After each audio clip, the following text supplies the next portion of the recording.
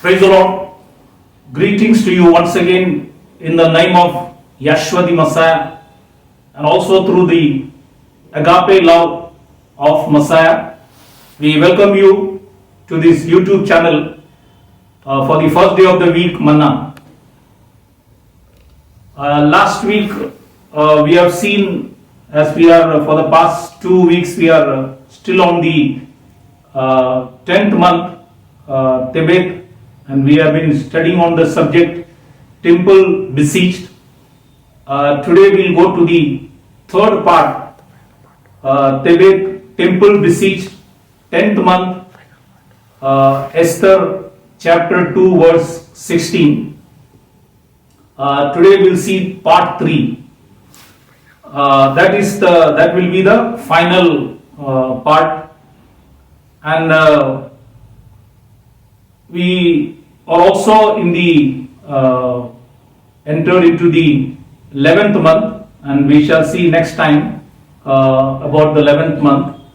So today the subject is Tebet, Temple Besieged, 10th month, Esther chapter 2, 16, third part. Last time we have seen about how our temple was besieged by the devil and how God quickened us, and He also sanctified us, justified us, all that we have seen. And we also saw the temptation that we go through, and how in that temptation many fall. And we also saw the mortification, how God mortifies our members. And then we saw that how only few people remains ultimately. Now today, along with these temptations, that is manifold temptation or diverse temptation, there is also a war that we need to fight. So today we'll see the first topic under this will be the warfare. So before we could go to this subject, let's bow down our heads and pray that God may give us wisdom to understand His word. So let's pray that God may help us. Father in heaven, God of Abraham, Isaac and Jacob, Almighty God, the everlasting Father, the Prince of Peace, the El Shaddai, the Almighty God, we praise you, thank you, exalt you for this wonderful time. God Almighty, we pray that as we break the bread, Lord, we pray, give us wisdom, understanding, and help us that we may be able to, Lord, have the Father's revelation, the wisdom of God, and help us to rightly divide the word of truth. Lord, I pray that we may not speak our mind, but let it be thy word, so that all glory, honor, praise, dominion may come unto thee. God, reveal to us through the power of the Ruach Kodesh, that we may be able to speak the word and nothing else. And all those who are listening to the word, thou may lead them through the power of the Holy Ghost to understand the word, discern the truth, and honor thee, praise and worship thee, Lord. Bind all parts of darkness, none of those evil force may have power. Let your great name be exalted.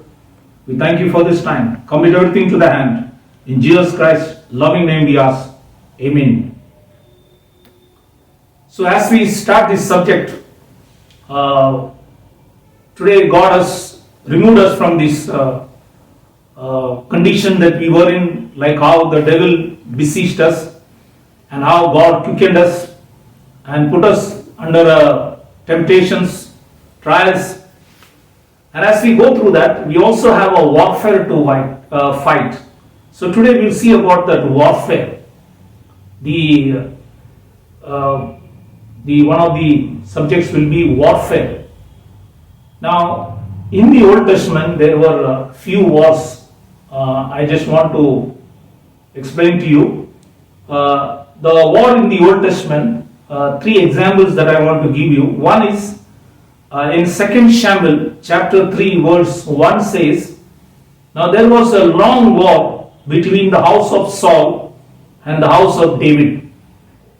But David waxed stronger and stronger, and the house of Saul waxed weaker and weaker. This is one example.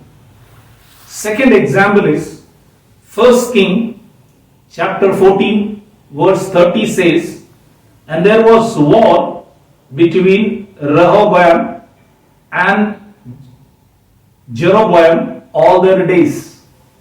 Now, Rehoboam is the son of Solomon the king, and Jeroboam was his servant. Rehoboam was the king of Judah, Jeroboam was the king of Israel.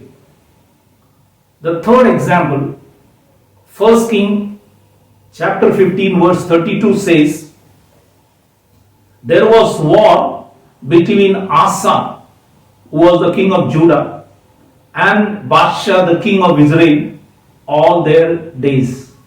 So I showed you three examples. There was a long war. There was a war between these kings. One side you see the king of Judah, another side you see the king of Israel. Now both are Jewish people, but you see that this war was going on. Even Saul was against David, so there was a long war. But you see that David waxed stronger and stronger, but Saul became weaker and weaker, because Saul was appointed, in the sense people said they want a king, but it was not God's desire, but God allowed it. Now there are times when God allows certain things, though it is not his desire. That is under the permissive will of God. It is not the perfect will. The perfect will was David to be the king, but the permissive will was Saul to be the king because people asked for it. It was not God's desire. So here you see that there is a war. Now, this is what we see in the Old Testament. I give you three examples. Now, we'll connect it to the New Testament. There is also war in the New Testament. So now there are few scriptures. Now there are three writers who speaks about the war in the New Testament. What are these war? We'll see it. Now first reference is war in the New Testament. Romans chapter 7 verse 23 says, but I see another law in my members, warring against the law of my mind and bringing me into captivity to the law of sin which is in my members. So there is a war between the law of my mind, or the law of God, and the law of sin. This is the war that is mentioned in the New Testament. This is written by Paul while speaking to the Roman church. Paul is writing this.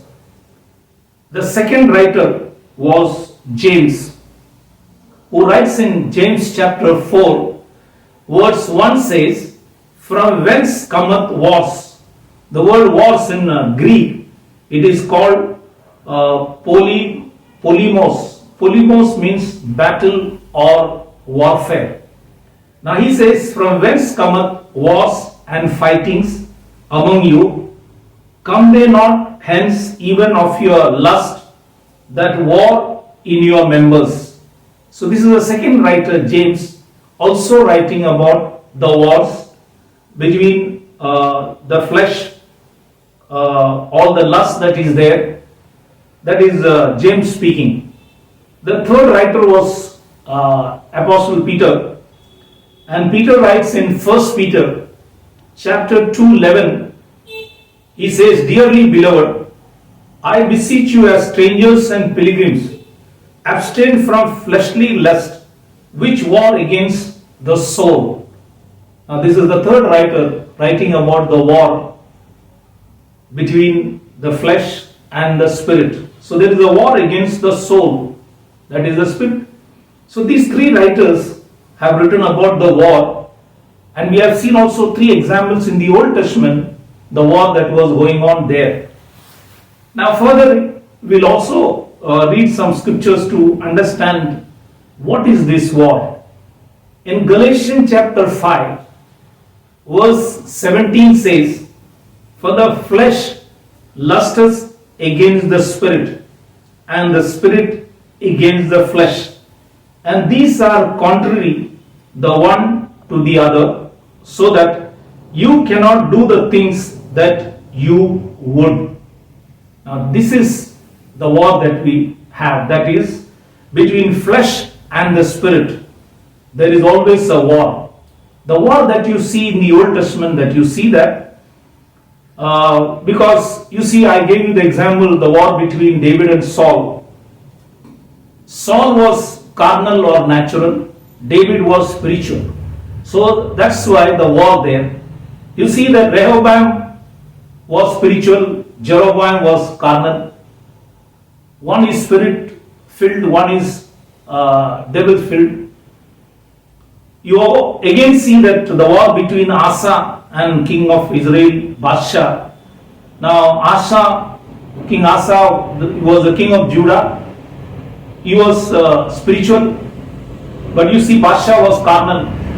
So there is always the scripture that we read in Galatians 5:17 says, war between flesh and the spirit. So to get more clarification, we go further. In Galatians chapter 4:29 says, but as then he that was born after the flesh, that Paul is talking about Ishmael through Hagar, persecuted him that was born after the spirit, that is Isaac, the son of the promise. And then further the scripture says, even so it is now. It says, even so it is now. So there is always a war. So there was always, you see that Ishmael and Isaac, also there was persecution, because Ishmael was persecuting Isaac, and that's why Isaac, you see that Sarah said, cast out the bond woman and the son. Why? Because there was always war there. Now Bible says, because Ishmael used to always mock Isaac. That's why Sarah said, cast the bond woman with her son. Now this is what Paul is speaking, and therefore some few scriptures further to get more understanding is Romans chapter 8 verse 7 and 8 says, because the carnal mind is enmity against God, for it is not subject to the law of God, neither indeed can be. So then they that are in the flesh cannot please God. Keep that in mind. Praise the Lord. That's why the scripture says, that's why further Paul says in Romans chapter 7 verse 24-25, Paul, while speaking to the Roman church, says, O wretched man that I am, who shall deliver me from the body of this death? I thank God through Jesus Christ our Lord. So then, with the mind I myself serve the law of God, but with the flesh the law of sin. That's why when you read this, there is always a war between the spirit and between the flesh. One is contrary to other. We saw the scriptures in Galatians 5:17 says, these are contrary the one to the other. So either you have to be spiritual or either you have to be carnal. Carnal means flesh. Now here in the book of Romans chapter 8, you read very carefully, you will see that 18 times the spirit is mentioned, but 12 times the flesh is mentioned. So flesh is mentioned 12 times, 18 times the word spirit is mentioned. Now it is a battle. So victory is always to the spirit. That's why you see that David waxed stronger and stronger. Why David? Because David depended on God. He was spiritual. There was no carnality there in him. That's why David became stronger and stronger. But Saul was going weaker and weaker. That's what you see. Today we see that these spiritual things very few people can understand. Now even if you see that today in the church, majority of the people you'll see that they will still be carnal. But there will be always a minority in the church who will be spiritual. That's why many times in the church also there is a lot of war going on, one against another. In the church also that you will see, because people are not spiritual. Because they are not spiritual, they will have war, like they will have strife and contentions and divisions, and they walk as men. You see the whole book of Corinthians, first chapter, second chapter, that you see that there were groups there that you see in the book of Corinthians. Paul was very much annoyed because Paul stayed in Corinth for 1.5 years. Still, Paul says in the chapter there in Corinthians, you are still babies, not growing up. He says you are still carnal. That's why many Christians today, you see that majority of them, because you see this here in the Old Testament, the war that we saw. Now David and Saul, they were both Jews. They were both Jews, but see, look at, one was carnal, one was spiritual. Now that is the same thing that you see in the churches also, that majority of the people that you'll see. That's why Bible says in 1 Corinthians chapter 2:14 says, a natural man cannot understand the spiritual things because it is foolishness unto him. And neither can he know them because it has to be spiritually discerned. So a natural man, a carnal man, cannot understand spiritual things. They will still fight.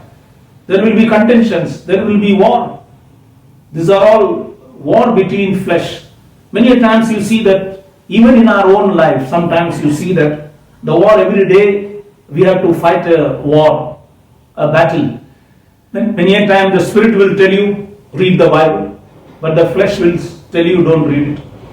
The spirit will tell you, read and pray. The flesh will say, don't pray. The spirit will tell you, give, but the flesh will say, don't give. So all the time you see every day you have to fight the battle. Now you have to have victory. As I said in the book of Romans chapter 8, 18 times the spirit is mentioned. So you have to overcome all these fleshly things. So it is a daily war you need to fight and overcome through the power of the Ruach Kodesh. Otherwise we will always be subject unto the flesh. That's why many a time Paul says, things which I want to do, I don't do. Things which I don't want to do, I do. That's why there's always a war. That's why we saw this war in the Old Testament, the war in the New Testament. It is between the law of God and the law of sin. So there is always a war. You got to fight and you got to win the battle through the help of the Holy Spirit, so that you may be able to maintain yourself till the coming of Messiah. So keep this in mind. That's why I took about this warfare that you need to know. Otherwise, we will always remain in the flesh. So you have to grow spiritually. Otherwise, you keep fighting and doing all those things which are not right, then you are not spiritual. That's why you see many people, though they are baptized, they do a lot of work, but still there are strife and contentions, carnality, sensuality, worldliness, all these things that you see in the life of many believers. That's why we need to get rid of all these things. So the war you got to fight. And that's why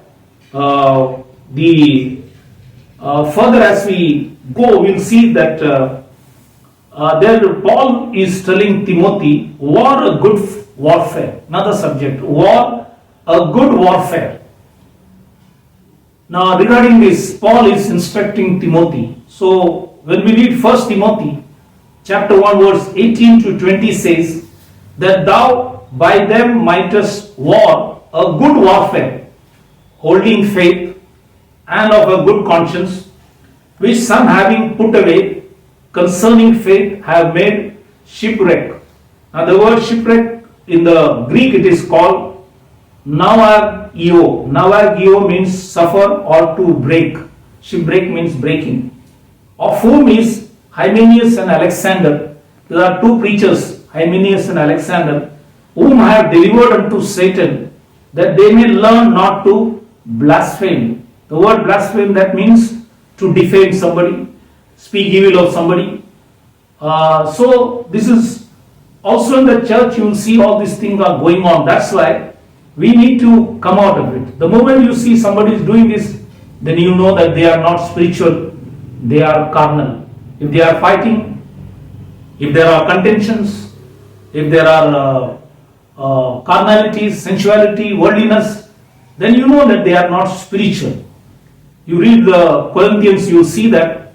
That's why in the book of Corinthians, in the first Corinthians that you see, first Corinthians, you see that there were many sins. Paul is mentioning, among you these things are there, among you that thing is there. But in the second Corinthians, when you read, after Paul preaching to them, there was a lot of changes, because they started becoming more spiritual than carnal. That's why here it says, Paul is telling Timothy that these Hymenaeus and Alexander, they were preachers. They were doing a lot of blasphemy against Paul and the ministry. That's why Paul says, I handed over them unto Satan that they may learn not to blaspheme. Further, in 1 Timothy chapter 6, verse 12 says, fight the good fight of faith. So Paul is telling, earlier scripture we saw, is telling Timothy, all those wrong preachers who are preaching, blaspheming, you got to fight with them a good fight. That's why it says, fight the good fight of faith, lay hold on eternal life, whereunto thou art also called, and hast professed a good profession before many witnesses. So Paul is encouraging Timothy to fight a good fight, so that you become spiritual and not allow carnal things to overrule you. The third reference that you see in 2 Timothy chapter 2 verse 3 to 5 says, thou therefore endure hardness as a good soldier of Jesus Christ. So we are all soldiers of Jesus Christ. So we need to fight a good fight so that we may have victory. Otherwise, we may be defeated. So then he says, no man that warreth entangle himself with the affairs of this life, that he may please him who has chosen him to be a soldier. So please God who has chosen you to be a soldier. Don't please flesh, don't please men. It is a most difficult thing. And to stand for the truth, it is the most difficult thing to stand for the truth. We always try to please men, please people, please pastors and so many things, but don't honor God and His word. That's why it says, if a man also strive for masteries, that is crown, yet is he not crowned, except he strive lawfully. So we have to strive lawfully. When you fight by the word of God, teach what is right, don't teach what is not in the scriptures. Be careful of what you speak, what you say. Check 10 times that you speak what is in the Bible. Check very carefully so that we may not teach anything that is wrong. Jesus Christ said, feed my lambs once, but feed my sheep twice. Lamb means the newcomers. You can feed them once, but sheep you have to feed them twice, because there is a possibility that they can go astray. Therefore, here it says, again Paul is telling in 2 Timothy chapter 4, verse 7 and 8, Paul concludes. He says, he's telling Timothy, I have fought a good fight, I have finished my course, and I kept the faith. That should be. Now we got to fight this war all through our life, and we can also say, like how God's servant Paul says, I have fought a good fight, I have finished my course, I have kept the faith. So you got to keep the faith, so that, because you got to have a good testimony. As I said earlier, Paul is telling Timothy that has professed a good profession before many witnesses. So we got to have a good testimony. Otherwise, a lot of people will say that we are believers, but our life, our walk, our talk, our living is not in accordance with the word of God. So therefore, we need to live a life. That's why Paul says, I have fought the good fight, I have finished my course, I have kept the faith. Henceforth, there is laid up for me a crown of righteousness, which the Lord, the righteous judge, shall give me at that day, and not to me only, but unto all them also that love is appearing. So you also get a crown if you fight a good fight. So all this warfare you got to fight. Paul was instructing Timothy, war a good warfare with all those people who are teaching wrong, teachings which are not right. You got to fight and show them the truth, and we know the truth hurts, and truth nobody wants to accept, but truth will always remain truth, and truth will set you free. So now see the 7 armor of God mentioned in the Bible. I always preached the 7 armor was there in the New Testament, but I never knew that it was there in the Old Testament also. So today we'll see the armor of God in the Old Testament. Now that is in 2 Chronicles chapter 26, 14 and 15. There was a king whose name was Uzziah. Now he used 7 armors to fight the battle against the enemies. Now the armors that was there in the Old Testament, the 7 armors, I will read it. The first was in 2 Chronicles 26, 14 and 15. First is shield. Second is spears. Third is helmet. Fourth is called habergeons. Habergeons, it's also called breastplate. Fifth is bow. Sixth is slings, that is slingshot. And the seventh is engine. Now these were the 7 armors that King Uzziah used for fighting the battle against the enemies. Now we have the meanings in the New Testament. Again you see the shield, it speaks about faith. Spear speaks about prayer and fasting. Helmet speaks about salvation. Habergeons or breastplate speaks about righteousness. Bow and arrow, that is bow, that speaks about the truth, because in Jeremiah chapter 3 he says, through this mouth we speak lies, but we should speak the truth. So bow, it speaks about truth.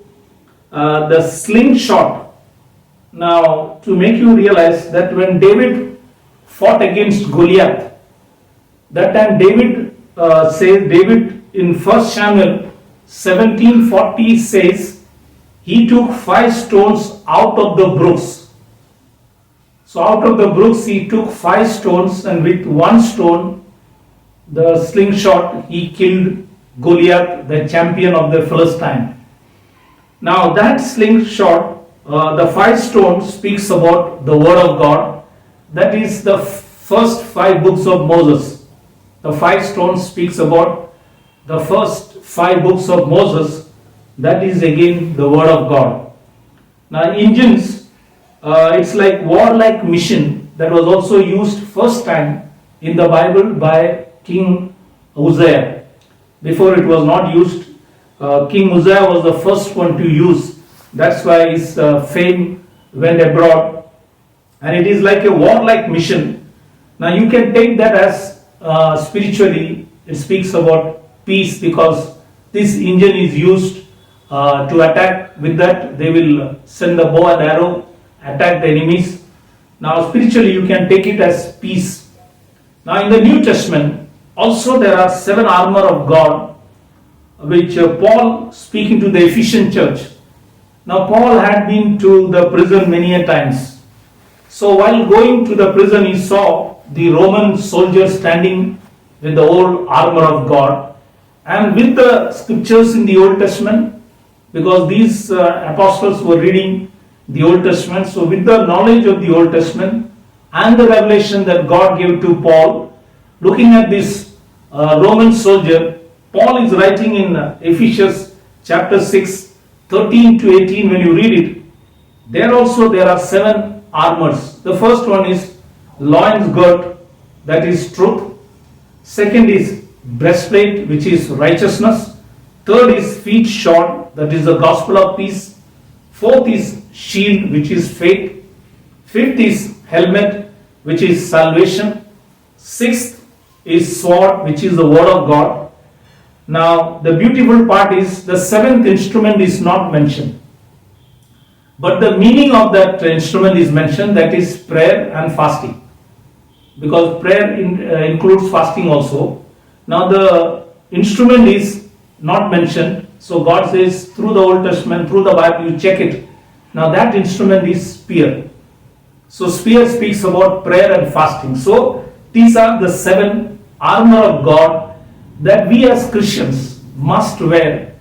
Then only we will be able to fight the battle against all the principalities, powers, rulers of darkness of this world and spiritual wickedness.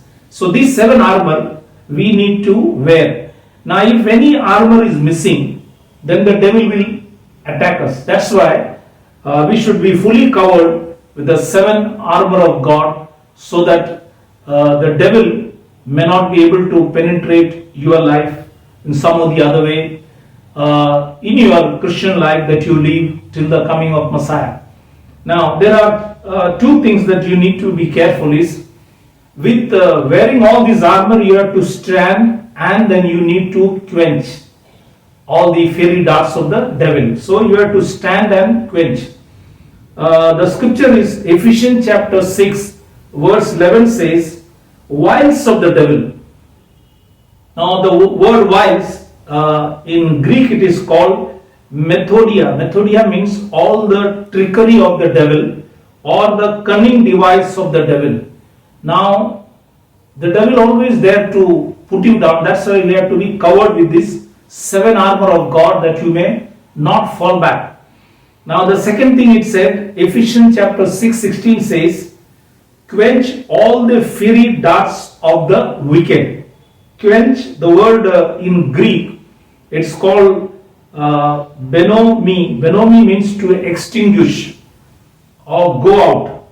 And the fiery darts, the word darts in Greek it is called belos. Belos means the missile, the spear, the arrow. So a lot of arrows the devil will throw upon you through people also. Many a time people become the fiery darts, and they will throw a lot of arrows through their mouth, speak a lot of things. Now to stand and quench, you need this 7 armor of God in your daily life. Therefore, always check that if any armor is missing, then the devil will attack us. That's why we need to see that all these 7 armors are there in our life. So fasting prayer is there, salvation is there, the gospel of peace also we need to preach. All these things we got to do it, and when we do it, then God will definitely protect you. That's why I told you about this warfare. And as we go further now, as we are in the 10th month, that is Tebet, we'll see further in Ezra, in the 10th month, the first day, that you see in Ezra chapter 10 verse 16, I see that the 10th month, the first day. Now what happened on this first day? There was a separation. What the Israelites who came out of captivity, what they were doing, we'll read some scriptures in Ezra chapter 10 verse 10 to 12 says, and Ezra the priest stood up and said unto them, you have transgressed and have taken strange wives to increase the trespasses of Israel. Now therefore make confession unto the Lord God of your fathers, and do his pleasure, and separate yourself from the people of the land and from the strange wives. Then all the congregation answered and said with a loud voice, as thou hast said, so must we do. Now this is, they committed on the, and this separation was done on the first day of the 10th month. So they separated from the strange wives. They did this because it was, God told them, there are so many scriptures that an Israel is not supposed to marry the heathens. That was there, that was a commandment. Now they violated that commandment. That's why God's anger was kindled upon them, and that's why you read this scripture. Now the same thing when you read in the New Testament, God also has told the church also that we need to keep ourselves away from all those things which are not right. Now in 2 Corinthians chapter 6 verse 14 to 18, when you read, Paul is telling the Corinthian church, because they were also once upon a time heathens, Now he's telling them, be not unequally yoked. The word yoked, in Greek it is called eter or zok eno. It means to associate discordantly together with unbelievers. So, unequally yoked together with unbelievers. So, we should not unequally yoked with unbelievers who don't believe God's word. Therefore, further it says you got to separate yourself from 5 things. The 5 things that you need to separate is, number 1, you got to keep away from unrighteousness. Number 2, any type of darkness. Number 3, the people called Belial. Belial means the wicked people. You got to keep yourself away. 4th is infidel, that is unbelievers. And 5th is idols. You need to keep away. Now these are the 5 things God said you need to separate yourself. That's why in verse 17 says, wherefore come out from among them and be separate, saith the Lord, not Paul, saith the Lord, and touch not the unclean things, and I will receive you. So on the 10th month, on the first day, in the time of Ezra, there was a separation that was done. Further, in Ezekiel chapter 33, verse 21, it is also the 10th month, but the 5th day. We saw the first day what happened. Now 5th day, what happened in the 10th month? For that we'll read again Ezekiel 33 verse 21 says, and it came to pass in the 12th year of our captivity, in the 10th month, in the 5th day of the month, that one that had escaped out of Jerusalem came unto me, saying, the city is smitten. So city where the temple also is there, that is smitten. The main thing is the temple where people used to worship God, that is also smitten. Now, to get more clarity on that, when you go to 2 King chapter 25 verse 4 to 7, there are 8 things mentioned there. When you read this verse, there are 8 things mentioned there. 2 King chapter 25 verse 4 to 7. First is, it says the city was broken. It includes the temple also. Second, it says all the men of war fled. Third, the army was scattered. Fourth, judgment came upon the king there. Fifth, slew the sons of Zedekiah, because he was the king. Slew the sons of Zedekiah in front of him. Sixth, you see that put out the eyes of Zedekiah. The king's eyes were also put out. Seventh, bound him with fetters of brass. And eighth, carried him to Babylon.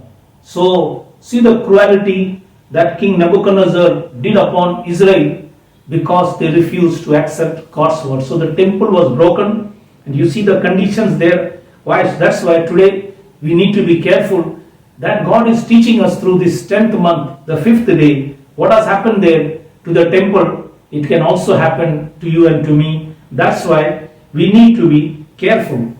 Otherwise, we'll also be scattered, we'll also be broken, and judgment will come upon us. Children will face problems, and anything could happen to your body, like how the eyes of Zedekiah was put out, then he was bound and carried to Babylon, which is confusion. Babylon means confusion. So you live in a confused life. So therefore we need to be careful. Now connecting that to the New Testament, Paul, while writing to the Thessalonican church, Paul says in 2 Thessalonica chapter 1, verse 6 to 9 says, seeing it is a righteous thing with God to recompense tribulation to them that trouble you. So one day all those who are troubling you, God will punish them. That's what the scripture says. And to you who are troubled, rest with us when the Lord Jesus shall be revealed. That means disclosed from heaven with his mighty angels in flaming fire, taking vengeance on them that know not God. First group, that know not God. And the second group is that obey not the gospel of our Lord Jesus Christ. So both will be punished. The people who don't know God and the people who don't obey the gospel of our Lord Jesus Christ. And if these two people have been troubling you, then God will punish them, and that he says, who shall be punished with everlasting destruction from the presence of the Lord and from the glory of his power. So therefore, we need to be careful and do all that which is right. People may trouble you, harm you, and do so many things, but you keep your patience and do as the Messiah has done, so that God may be able to bless you. Further, Paul, speaking to the Philippian church, he says in chapter 3, Philippians chapter 3 verse 18 and 19, he says, for many walk, of whom I have told you often, many are walking. Many Christians are also walking today. But are they walking according to the word is an important thing. He says, many walk, of whom I have told you often, and now tell you even weeping, that they are the enemies of the cross of Christ. So many Christians have become enemies. Even many believers have left believing the biblical truth and following traditions and man-made ideas that are not in the scriptures. Whose hand, he says, whose hand is destruction, whose God is their belly. A lot of people are working for belly today, for food. You see, a lot of people say that they are coming to the ministry only for food. Whose end Bible says is destruction, whose God is their belly, and whose glory is their shame, and who mind earthly things. So we are not supposed to mind earthly things. We as pastors and teachers should be spiritual and look to God, who promised to supply everything that you need. Not that He will make you very rich. He doesn't want, because richness you may forget God. The love of money is the root of all evil. That's why what is required, God will definitely give you. He will feed you. So here we have seen what we read in Ezekiel. On the 5th day, you see the city was smitten, temple was broken, and all that thing what you see, that is the same thing that you see in the New Testament also. We the temple of God. Every man is a temple of God. Now that's why I took these scriptures from Thessalonica and Philippians to show you that what today people are doing, the temple of God are people. Old Testament I showed you the literal temple, but in the New Testament, you and I are temple of God, and many people, as Paul says, that many people still being believers, they may be troubling you, or unbelievers may be troubling you. Now that's what the same thing what Israel, when they did wrong, then God allowed enemies to trouble them, scatter them, brought judgment. If you live godly, God will definitely take care. That's why I connected you to the New Testament scriptures, to make you realize that you need to walk by the word of God. Further, in Ezekiel chapter 29, verse 1 and 2, you see the 12th day is mentioned. 10th month, the 12th day. Now here what God spoke to Ezekiel in Ezekiel 29, verse 1 and 2, he says, in the 10th year, in the 10th month, in the 12th day of the month, the word of the Lord came unto me, saying, Son of man, set thy face against Pharaoh, king of Egypt, and prophesy against him and against all Egypt. Now, in the Old Testament, Pharaoh is a type of devil, Egypt is a type of world. Now, God said to Ezekiel, prophecy against them. Okay, so against the devil and against the world. That's why in the New Testament, what it is to us. Now, to connect the scripture in 1 John 2:15 to 17. 1 John chapter 2, 15 to 17 says, love not the world, neither things that are in the world. If any man love the world, the love of the Father is not in him. For all that is in the world, the lust of the flesh, number 1, and the lust of the eyes, number 2, and the pride of life, number 3, is not of the Father, but is of the world. And the world passeth away, and the lust thereof, but he that doeth the will of God abideth forever. So, as God told Ezekiel, prophecy against Pharaoh, the devil, and Egypt, that is the world. Here in the New Testament, God is telling us that we as believers, we must not love the world, though we are living in the world. We must love God, not the world, not the things that are in the world.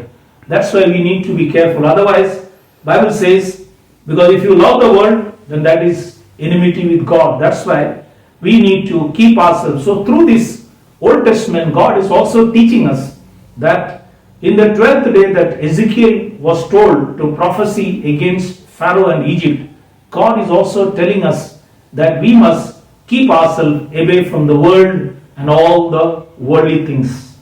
Further in the scriptures, in this 10th month, in Israel there was also a military arrangement.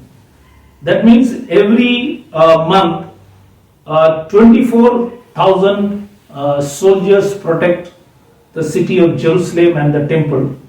So every month one group of people, that is 24,000, will come and protect. That is the military arrangement started in the time of David. So in 1 Chronicles chapter 27 verse 13 says, the 10th captain for the 10th month, that is Tebeth, was Maharai the Netophathite of the Zarites, and in his course were 24,000. So every month one group of 24,000 soldiers with captains, they will guard the city and the temple. So every month you see that, you read further there in the 27th chapter, it is all the military arrangement that David did it, so that every time one group, that is 24,000, protect this city and the people and the temple. Now these people, Maharai, they were from the tribe of Judah. Judah means praise. So they were the tribe of group of Judah, that is praise the Lord people. Now Maharai means, its name means hasty. Netophathite means to speak by inspiration, and Zarites means rising of light. So God is telling us, whatever we do it properly and speak always by inspiration. And they were a light to that city, and that's why God chose this group of people to guard in the 10th month. In the same way, for us, we are also temple of God. If God guarded that city, God will also guard you. That's why in Psalms 34 verse 7 says, the angel of the Lord encampeth round about them that fear him and delivereth them. So God encampeth us also, keep that in mind, not only the city of Jerusalem, but those that believe. In Matthew chapter 16 verse 18 says, the gates of hell shall not prevail against my church. God said, I will build my church. So if you are in my church, that is God's church, the gates of hell means Hades, that is a place of departed soul, means the souls that is with the evil spirit, they will not trouble you. So the gates of Hades shall not prevail against the church of the living God. That means the devil and his angels through these departed souls may not attack you. So keep that also in mind.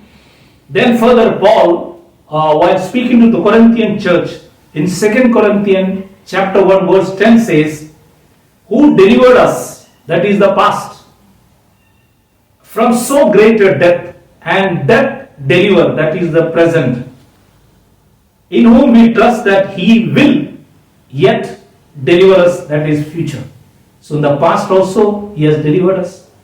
Today also he is delivering you, and tomorrow also he will deliver you, provided you keep his word. Now this is a military arrangement God has given to us also.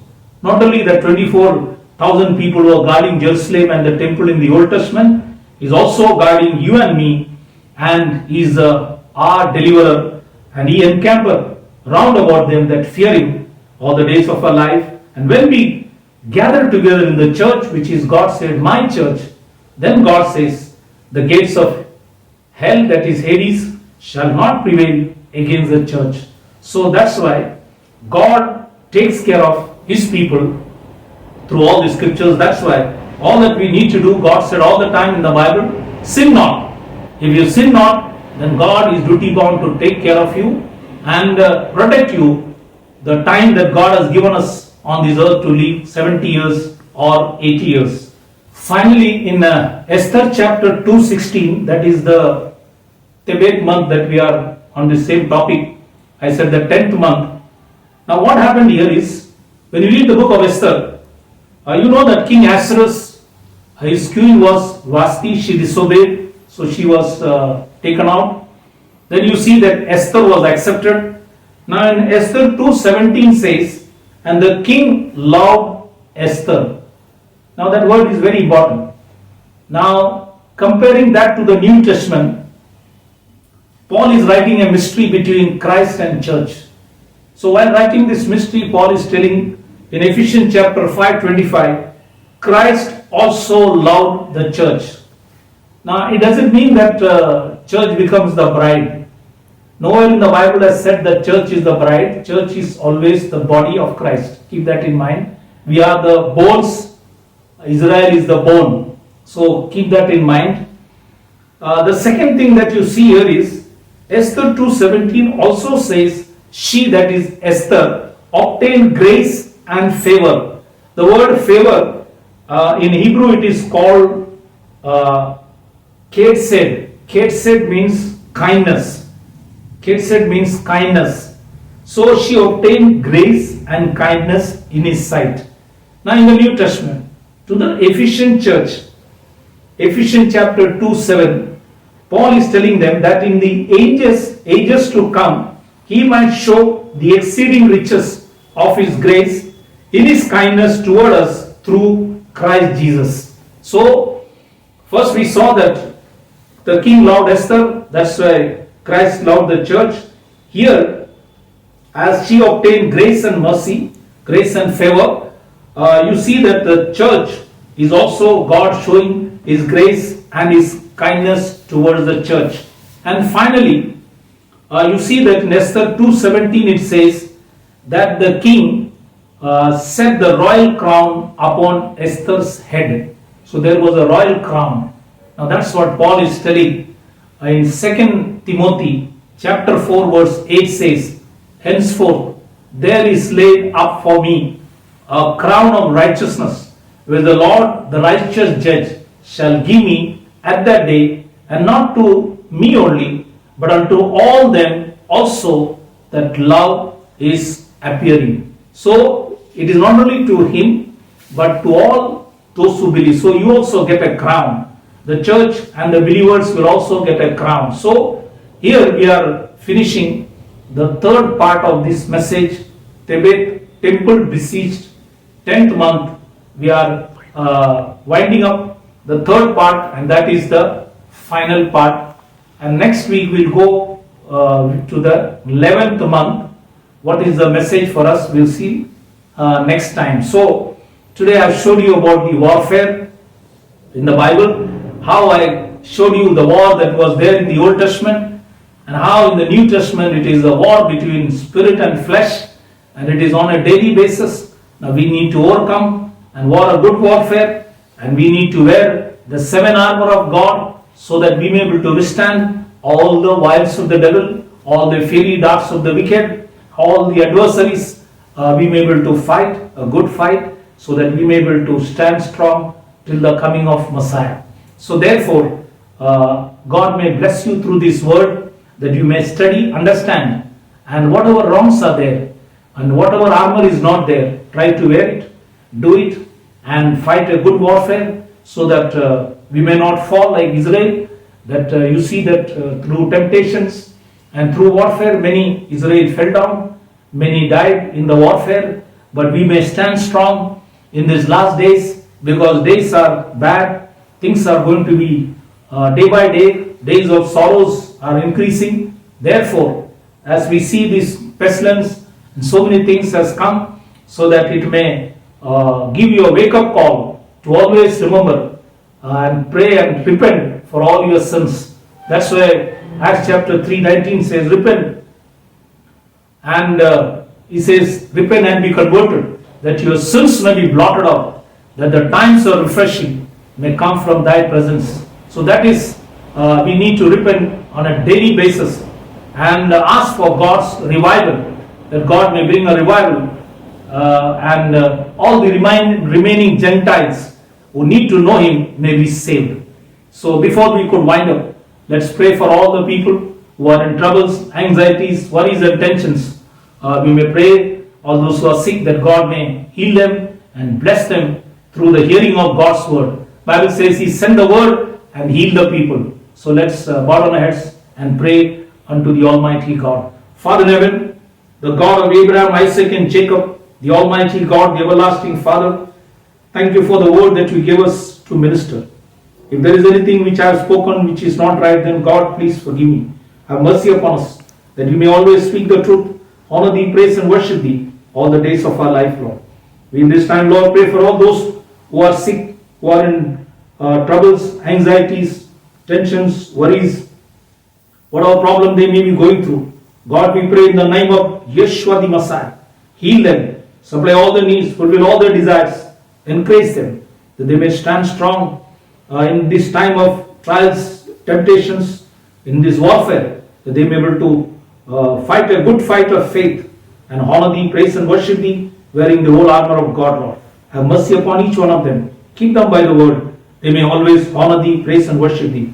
Forgive all their sins, shortcomings and failures. Wash them, cleanse them through the precious blood of Yeshua the Messiah. And God bless them and keep them in good health, that everybody may praise, worship and honor thee, Lord. Thank you for hearing our prayer. Commit everything to the hand. For we ask all these things in the blessed, sweet, holy, excellent name of our Lord and Savior, Yeshua HaMashiach. Amen.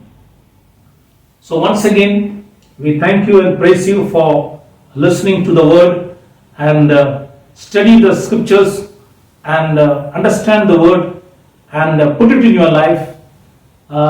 Before we could advise others, let us follow that. It is good to preach, but we need to follow first. So let's practice what we preach so that God may be able to bless us.